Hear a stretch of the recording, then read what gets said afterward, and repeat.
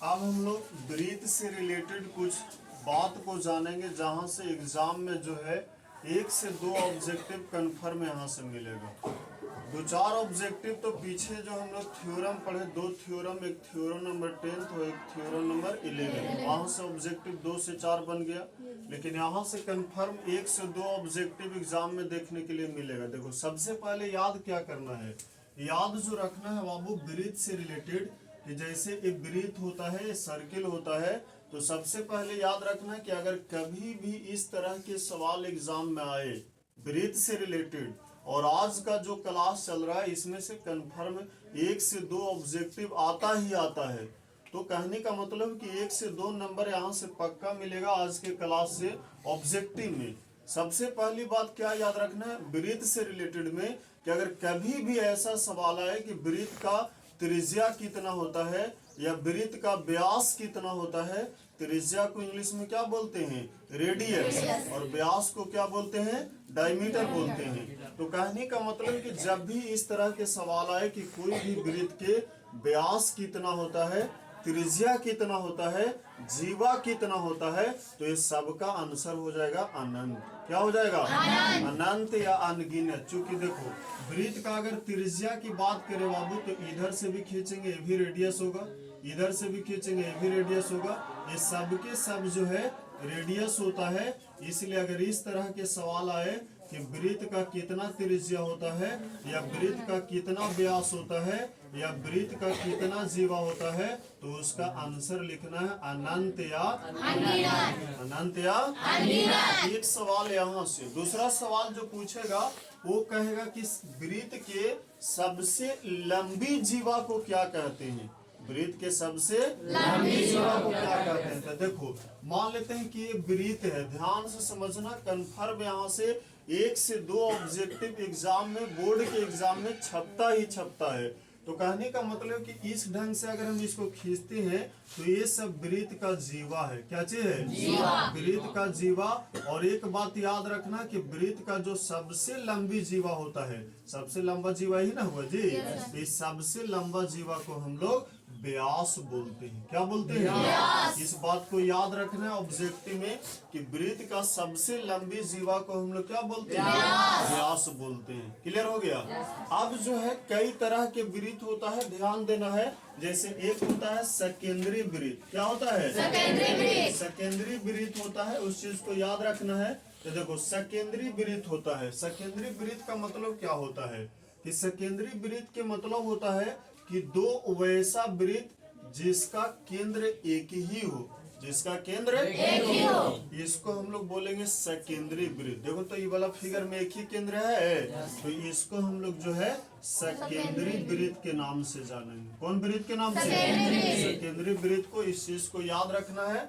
और क्वेश्चन ये आता है बाबू कि 2 सेकेंडरी ब्रीथ में उभयनिष्ठ स्पर्श रेखा की संख्या कितना होता है।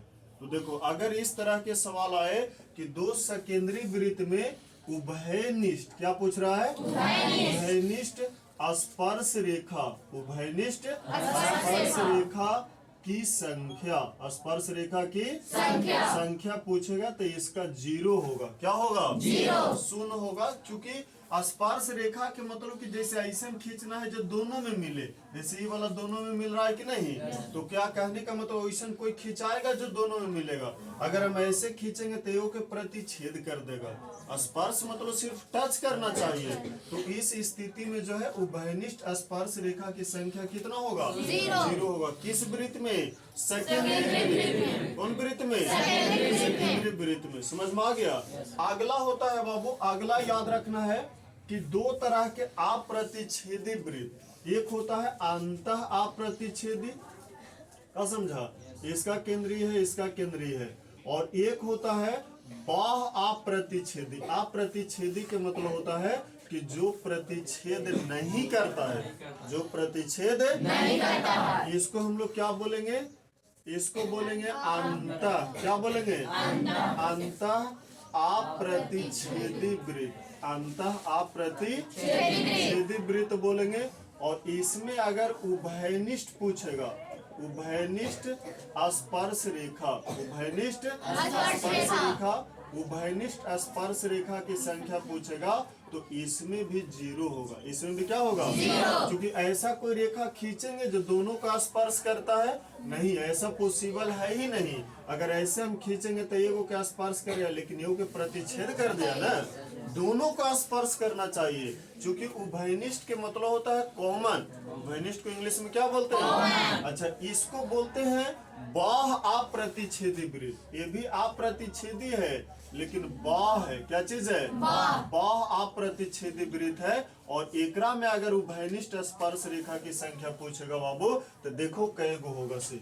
एक तो ऐसे खींचाएगा, एगो हो गया, फिर एक ऐसे खींचाएगा, 2 हो गया, दोनों का स्पर्श कर रहा है कि नहीं? एक जो है इस ढंग से खींचाएगा, 3 गो हो गया, और एगो इस ढंग से खींचाएगा, 4 गो हो गया। 4 गो हो गया कि नहीं? और कैसा मुख खींचाएगा जो दोनों का स्पर्श करे नहीं, यानी अगर बाह अप्रतिच्छेदी कहेगा तो इसमें उभयनिष्ठ स्पर्श रेखा की संख्या कितना होता है? और यही क्वेश्चन तुम लोग एग्जाम में रहेगा, और यहाँ से कंफर्म 1 से 2 ऑब्जेक्टिव बोर्ड एग्जाम में देखने के लिए मिलता है। डायरेक्ट जो सवाल रहेगा वो ये रहेगा कि बाह अप्रतिच्छेदी वृत्त में उभयनिष्ठ स्पर्श रेखा की संख्या बताए तो कितना होगा? 4 होगा। अंतः अप्रतिच्छेदी वृत्त में उभयनिष्ठ स्पर्श रेखा की संख्या बताए 0 होगा। सकेंद्रीय वृत्त में उभयनिष्ठ स्पर्श रेखा की संख्या बताए 0 या 0 होगा, है ना? फिर पूछा कि वृत्त के सबसे लंबी जीवा को क्या कहते हैं? व्यास कहते हैं। इंग्लिश में क्या बोलते हैं? डायमीटर। क्या बोलते हैं? फिर पूछा कि वृत्त के मतलब व्यास की संख्या कितना होता है, या जीवा की संख्या कितना होता है, या त्रिज्या की संख्या कितना होता है? तो आंसर होगा अनंत या अनगिनत। अनंत या अनगिनत हो गया। क्लियर है? अब हम लोग आते हैं बाबू, अब हम लोग आते हैं, अगला जो आता है वो आते हैं प्रतिच्छेदी वृत्त। देखो इसको बोलेंगे प्रतिच्छेदी वृत्त। क्या बोलेंगे? प्रतिच्छेदी वृत्त। तो प्रतिच्छेदी वृत्त हो गया। अब देखो प्रतिच्छेदी वृत्त में एकरा कैसे खींचाएगा उभयनिष्ठ स्पर्श रेखा? तो एक तो ऐसे खींचा जाएगा, एगो जाएगा ना, और एक इधर से खींचा जाएगा, ये वाला ऐसे स्पर्श करके जाएगा कि नहीं? तो कै गो हो गया? 2। और कैसा हूँ खिंचाएगा? नहीं खिंचाएगा। तो अगर कहने का मतलब कि प्रतिच्छेदी वृत्त की अगर बात करता है कि ये बताइए कि प्रतिच्छेदी वृत्त में उभयनिष्ठ स्पर्श रेखा, कौन स्पर्श रेखा? उभयनिष्ठ। उभयनिष्ठ मतलब कॉमन, और स्पर्श रेखा मतलब जो टच करता है, जो दोनों में टच करता है, तो उसका संख्या कितना हो जाएगा? 2 हो जाएगा। कितना हो जाएगा? और है समझ में?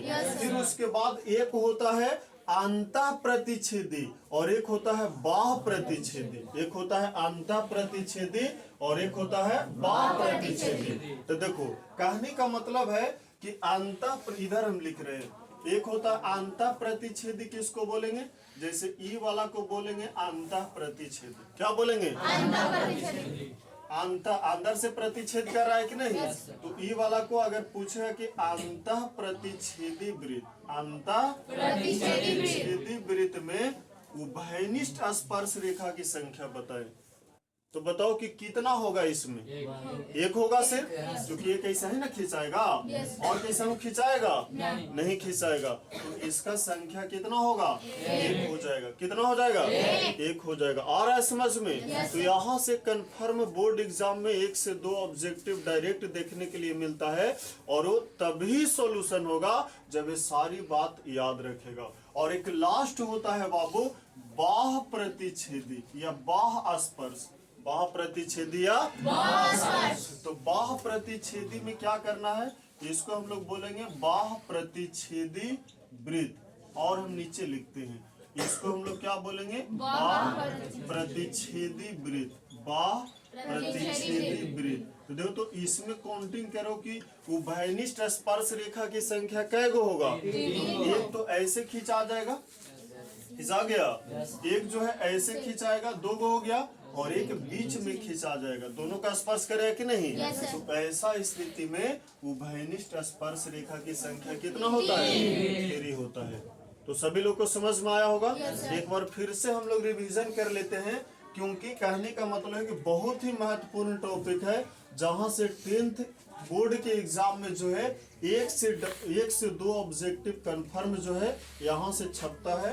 तो सबसे पहला क्या याद रखना है कि अगर वृत्त से रिलेटेड सवाल पूछता है कि वृत्त के त्रिज्या की संख्या, वृत्त के जीवा की संख्या या वृत्त के व्यास की संख्या कितना होता है, सबका आंसर क्या देना है? अनंत या अनगिनत, अनंत या अनगिनत। दूसरा अगर सवाल पूछता है कि वृत्त के सबसे लंबी जीवा को क्या कहते हैं? व्यास कहते हैं। क्या कहते हैं? व्यास कहते हैं। समझ में आया? तीसरा सवाल में सबसे पहले याद रखना है कि सकेंद्रीय वृत्त कहते किसे हैं।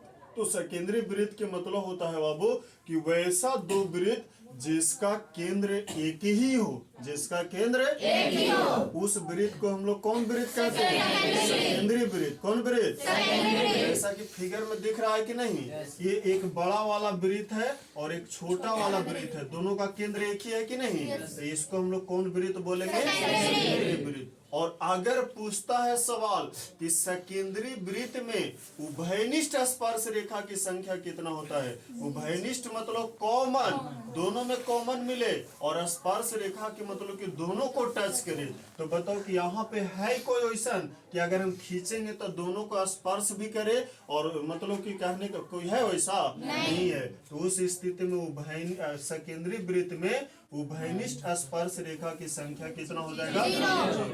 समझ में आ रहा है? फिर अगर पूछेगा बाबू, इसको बोलते हैं अंतः अप्रतिच्छेदी।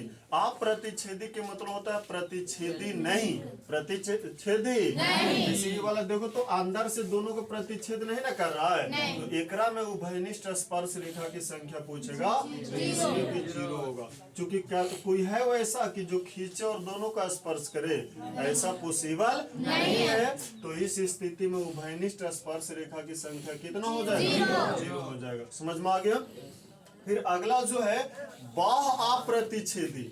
बाह मतलब बाहर, और अप्रतिच्छेदी के मतलब प्रतिच्छेद नहीं करता है। जैसा कि यहाँ दिख रहा है अलग अलग दोनों है, तो एकरा में उभयनिष्ठ स्पर्श रेखा की अगर संख्या पूछता है तो कितना होगा? 4। खींच करके यहाँ बताए, एक इधर से खींचाएगा, एक इधर से खींचाएगा, एक इधर से खींचाएगा, एक इधर से खींचाएगा, तो टोटल संख्या कितना हो गया? 4 हो गया। समझ में आया?